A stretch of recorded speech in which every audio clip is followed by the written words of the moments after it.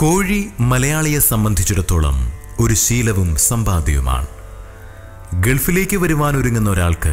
പലപ്പോഴും നഷ്ടപ്പെടുന്നത് അല്ലെങ്കിൽ നഷ്ടപ്പെടുത്തുന്നത് ഇതുവരെ കൊണ്ടു നടന്ന സമ്പ്രദായങ്ങളും സമ്പാദ്യമാർഗങ്ങളുമാണ്. ഒരുക്കം.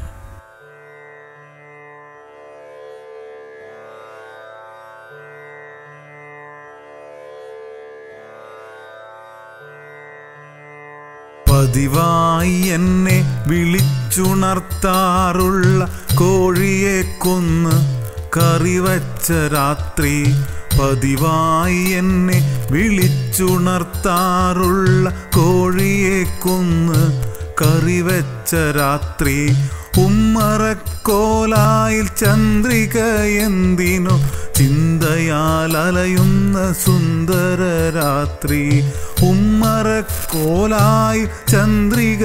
എന്തിനോ ചിന്തയാൽ അലയുന്ന സുന്ദര രാത്രി,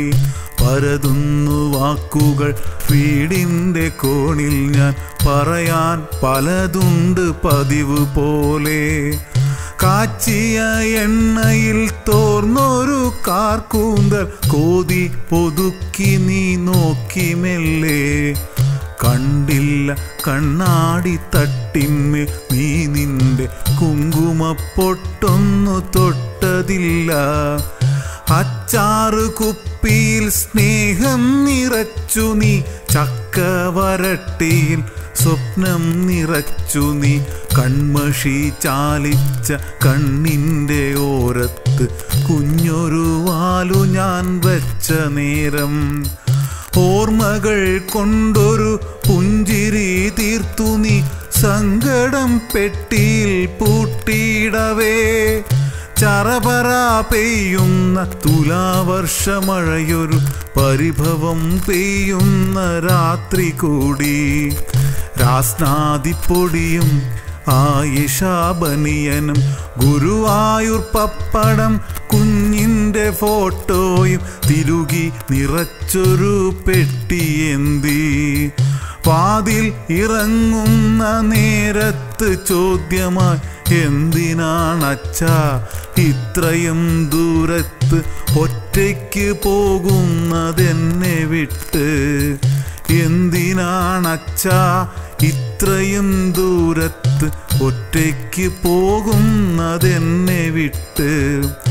ഇന്നലെ കൊന്നൊരു കോഴിയെ വാങ്ങിക്കാൻ അല്ലാതെന്തിന് പൊന്നു മോളെ, പെട്ടെന്നൊരു ചിരി പൊട്ടിക്കരച്ചിലായി പൊത്തിപ്പിടിക്കുന്നു പൈതലിനെ, എന്തിനാണീ കോഴി ഇത്രയും ദൂരത്ത് പാറിപ്പറന്നതെന്നോർത്തുകൊണ്ട്, ഉത്തരം കിട്ടാതെ ഉത്തരം നോക്കി നീ നിശ്ചലയായി നിന്ന നേരം, ചുറ്റും ചിരിക്കുന്നു കൂട്ടുകാർ വീട്ടുകാർ, കാറിന് ചുറ്റുമായി ചൊല്ലുന്നു കുട്ടികൾ, ആരോ ഒരുങ്ങുന്നു ഗൾഫിലേക്ക്, ആരോ ഒരുങ്ങുന്നു ഗൾഫിലേക്ക്.